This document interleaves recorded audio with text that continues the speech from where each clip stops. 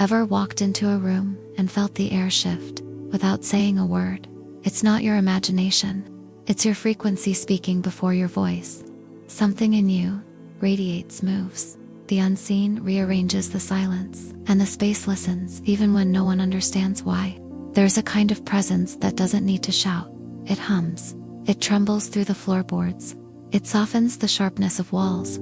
It brushes past the skin of others like a breeze that came from somewhere else. A higher place, a deeper place. Neville Goddard once said, "The world reflects not our words, but our state of consciousness." That means what you are, in silence, speaks louder than what you try to say. And when your aura is high, when your state is clean, coherent, rooted in truth, you don't need to act. You emanate. You become a quiet lighthouse in a sea of noise. And according to Dr. Joe Dispenza, the heart emits a measurable electromagnetic field that extends beyond the body, up to 9 feet around you. This field isn't just metaphor. It's a signature, a signal, a presence that bends the atmosphere around you, like heat around a flame. Emotions become transmissions. Your inner state becomes a wave, and waves, once released, move through everything. They touch others. They stir old wounds. They awaken, or they disturb. Not because you're better, not because you're trying to, but because your very coherence reveals dissonance in others. Your peace silently unsettles the chaos that has grown used to itself. This isn't about being special. It's about being in alignment. So real, so honest, so vibrationally true, that what isn't real begins to crack in your presence. And that's what we're about to explore. 13 signs that your aura, high, resonant, and whole, is beginning to shake the lower frequencies around you. Not to harm, but to heal. Not to reject, but to reveal. If any of these feel familiar, know this: you are not alone. There is a field of us, awakening quietly, steadily, like lights in the dark. Hit like, leave a comment, share what stirs within you. Let's expand this frequency, together. Take a breath, feel the space around you. Now, let's begin with the first sign. It begins quietly. One day, someone you used to speak to every morning doesn't reach out. Another, whose presence once felt essential, begins to fade. And instead of heartbreak, you feel something else. Not loss, not rejection, but peace. A wide, quiet, unexpected peace. There is no confrontation, no dramatic ending. Just space opening like a clearing in a dense forest. What once clung now releases. What once echoed now falls silent. And still, somewhere deep inside you, it feels right. This isn't abandonment. It's resonance. When your frequency begins to rise, when you start living from coherence rather than compliance, what no longer matches cannot stay. It's not personal. It's vibrational. Your inner light doesn't push anyone out, but it gently makes the false too uncomfortable to remain. Neville Goddard taught that we do not attract by force, but by vibration. And Dr. Joe Dispenza's work shows how sustained heart coherence begins to broadcast a signal so strong, so true, that it reorganizes the field around us, just like a tuning fork realigns out of tune instruments. Imagine yourself as that tuning fork. You vibrate with such clarity, such steadiness, that anything not in harmony starts to fall away, not out of cruelty, but out of incompatibility. And yet, there is often a shadow that rises here, the old wound of not belonging, the fear of being too different, too much, too awake. But listen gently, you're not being rejected, you're being returned to yourself. Place your hand over your heart, softly. Feel the space that was once filled by noise. Now it's just you breathing, being. This is what peace without permission feels like. And maybe this is the moment to ask, what if losing them was finding your frequency? Pause here, breathe again. Let the silence stretch, let the field clear. Because when you stop holding what no longer holds you, the truth has room to speak. And sometimes, it begins with silence. Let's move to the next sign. There's a kind of silence that isn't empty. It hums, it vibrates.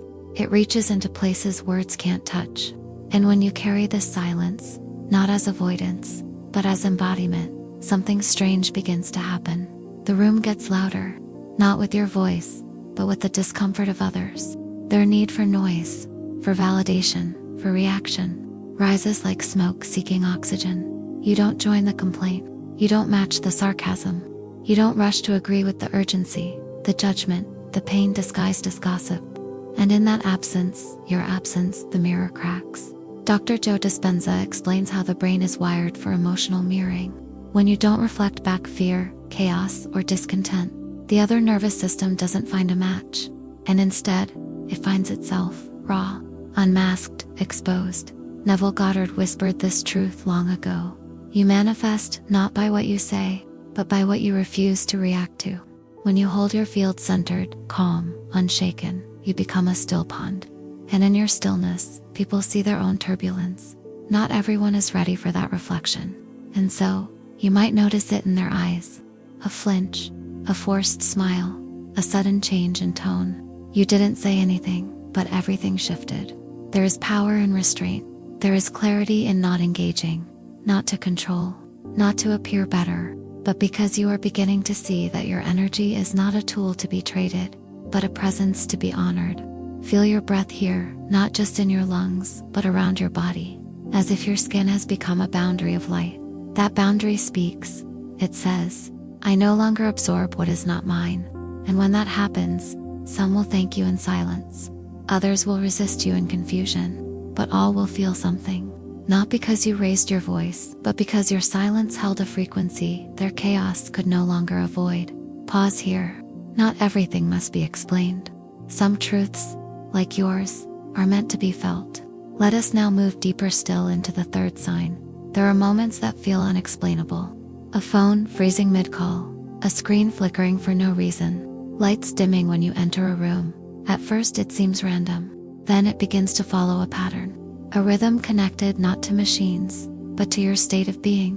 When your inner world becomes electrically alive, charged by emotion, grounded in intention, open through the heart, your body begins to pulse with coherence, and that pulse doesn't stop at the skin. Dr. Joe Dispenza's research shows that, in states of elevated emotion and heart coherence, the electromagnetic field of the body expands dramatically, sometimes up to 9 feet in every direction. This isn't imagination. It's measurable. You're not just thinking different, you're broadcasting different. And everything is made of energy. Your aura, when deeply aligned, moves like an invisible current. It brushes through frequencies. It influences patterns, even those etched into metal and code.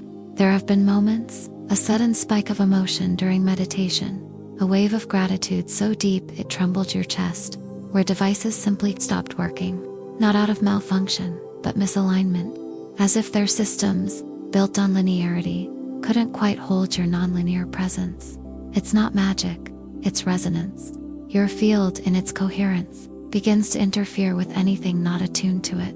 Place your palm over your solar plexus. Feel the quiet voltage there, not as tension, but as life force. You're not just experiencing the world, you're subtly shaping it. And the machines, the circuits, the invisible networks, they feel you. So if the lights flicker, or the phone glitches, maybe it's not a flaw, maybe it's a sign that your presence, grounded, coherent, alive, is more powerful than you've been taught to believe. Now breathe. Feel the field around you, like a soft halo of electricity.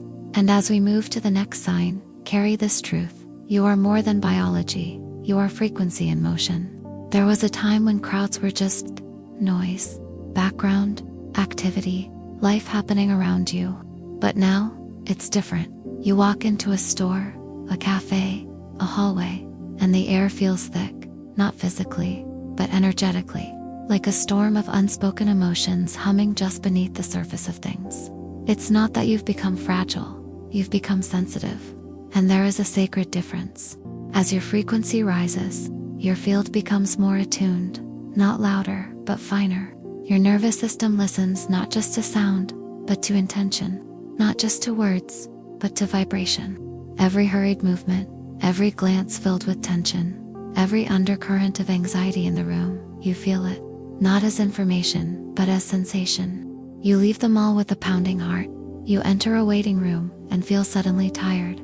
You sit among strangers and begin to sense their inner weather, not because you're absorbing it, but because your aura no longer filters out what others have long stopped noticing. This isn't introversion. This isn't weakness. This is hyperconnection. the kind that happens when your heart becomes open, but not yet shielded. And so, sometimes the world becomes too loud, not in volume, in vibration. And your body, your wise, listening body lets you know, through tension, through fatigue, through the urge to leave, even when nothing seems wrong. You are not imagining this. You are perceiving more than you used to, because your field is now porous, but precise. Close your eyes for a moment. Breathe as if the breath could form a soft outline around your body. Inhale through your nose. Feel it rise through your chest. Hold, exhale slowly, and imagine a soft light sealing your field, like silk around skin, gentle but whole. This is not retreat. This is sovereignty. You are not here to close. You are here to sense and choose. Now, as we turn toward the next sign, carry this knowing: your sensitivity is not your burden. It is your compass. There comes a moment in the inner journey when words begin to feel too small, too blunt, too slow. Not because you have nothing to say, but because something deeper has begun to speak for you. Your presence. You enter a room, and before you say a word, the atmosphere responds. Not because of posture or performance, but because your field has arrived before your voice. It's not charisma, it's coherence. A kind of invisible integrity that cannot be faked. You carry your truth like gravity, not to impress, but because it has become impossible to separate who you are from how you show up. Neville Goddard said, "Words are not creative, only states are." And in your state, your stillness, your softness, your silent alignment, you speak volumes. You no longer chase approval with explanations. You no longer fill silence with noise. You no longer seek to convince the world, because what you are, quietly, already shifts it. There is something in the way your gaze lingers, in the way your breath moves when someone else rushes, in the way your body listens, even when your mouth does not answer. You've become a message, not a messenger, and your aura is the language. Imagine a candle. It does not explain its flame. It does not shout against the dark. It simply remains lit, and everything around it adjusts. Some are drawn to it, some retreat from it, but all are changed in its glow. That is you now, not always visible, not always loud, but undeniably present. Place a hand near your throat, lightly, not to speak, but to feel the quiet power rising from within, the space where your truth lives, even when unspoken. You are not here to echo noise. You are here to embody a frequency that teaches before it speaks. And as we move into the next sign, remember this: your silence is not empty. It is the voice of something sacred, becoming audible, without words. There was a time when certain names, faces, places, even tones of voice could open an entire storm inside you. A word was enough to unravel you. A glance could send you spiraling into old pain, old patterns, old stories. But now, it's different. You meet the memory, and nothing rises. You hear their voice, and your body stays still. You pass the place where everything once fell apart, and your breath remains calm. It isn't that you forgot. It's that your nervous system has rewritten the story. Not by erasing, but by releasing. What once hooked you, no longer lands. What once pierced you, now passes through like wind over stone. This is neuroplasticity, not just in the brain, but in the emotional body. Dr. Joe Dispenza describes how new states of being rewire not just thoughts, but the way memories are stored. Pain that once lived in your cells loses its signal. You visit the same internal doorway, but there's no longer a lock, no longer a reaction. This is healing, not dramatic, not loud, but subtle and irreversible, and it changes everything. Because when your frequency rises beyond the resonance of old wounds, you stop being a magnet for repetition. You are no longer vibrating at the frequency of the pain that shaped you. So yes, you might see them again. The one who broke your trust, the moment that shattered your certainty. And in their presence, you discover something new. Neutrality, not indifference, not denial, but liberation. Touch your heart gently. Feel the stillness there, the space that once held anger, grief, fear, now replaced by light. Soft, quiet, expansive light. You don't need to react anymore, because you're no longer living inside the echo. You've stepped into a different room and closed the door behind you without even trying. As we transition to the next sign, let this truth rest in your body. Your healing is not in forgetting what happened. It's in becoming someone who no longer needs the pain to define who they are. It begins innocently. You walk into a room, into a meeting, into a conversation, and something shifts.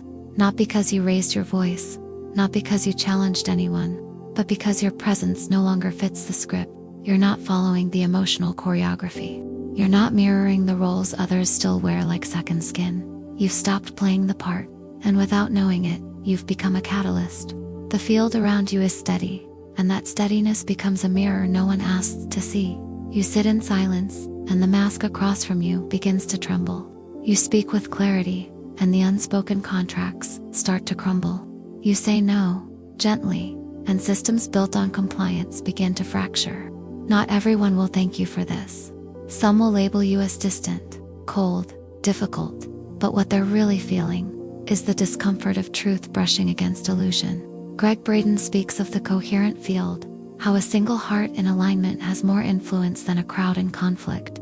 You are that field now, and the old environments, the ones built on performance, on pretense, on pleasing, they can't hold their shape in your light.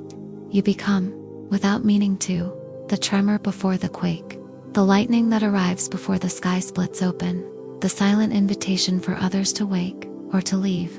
And yes, sometimes this feels lonely. Sometimes it looks like broken relationships, awkward silence, uncomfortable distance. But beneath that, something sacred is happening. You are no longer holding up what was never true. You are no longer dimming your light to keep others comfortable. You are no longer bending to fit into molds you were never meant to enter. Place your feet flat on the ground. Feel the earth beneath you, like a drum, steady and vast. You are not here to maintain what needs to fall. You are here to remember who you are, and let that remembering disrupt everything that isn't. Now, with this clarity in your body, we arrive at the final layer. Let us step into the closing, and the deeper truth waiting there. There's a point in this journey when the unraveling begins, not around you, within you. And as you begin to change, the world responds, sometimes with beauty, sometimes with breaking. You watch relationships dissolve, opportunities slip through your fingers, old systems collapse, and it can feel for a moment like loss, like failure, like you're somehow the one causing the chaos. But pause, look closer. What's falling apart was never whole to begin with. It was held together by habit, not truth, by fear, not resonance, by survival, not soul. You didn't break it. You stopped feeding what was already fractured. Bruce Lipton teaches that the environment doesn't just shape the body, it activates or suppresses what already exists inside. And when your inner environment transforms, when your field shifts from fear to coherence, from tension to clarity, everything around you is asked to respond. Some things rise to meet your new frequency, others fall away. Neville Goddard reminded us, change your state, and the world changes with you. And what he meant wasn't poetic, it was precise. Your world is your mirror. So when your frequency rises, the mirror shatters if it cannot reflect you anymore. You become the one who no longer plays the game, the one who no longer believes the old story, the one whose silence becomes thunder, whose presence becomes revolution. You are not destroying, you are revealing. Place your hand on your heart one last time. Feel it beat.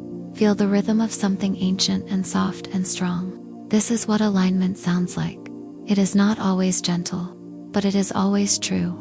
So if things around you are shaking, let them. If the world no longer looks the same, you've outgrown it. And that's not a tragedy, it's a threshold. If this stirred something in you, whisper it to yourself like a secret your soul has always known. I'm not here to fit in, I'm here to remember. Leave a comment, share your experience. Not for attention, but for resonance, so others can find their light in yours. Because this isn't something to learn, it's something to carry. You didn't just listen, you remembered,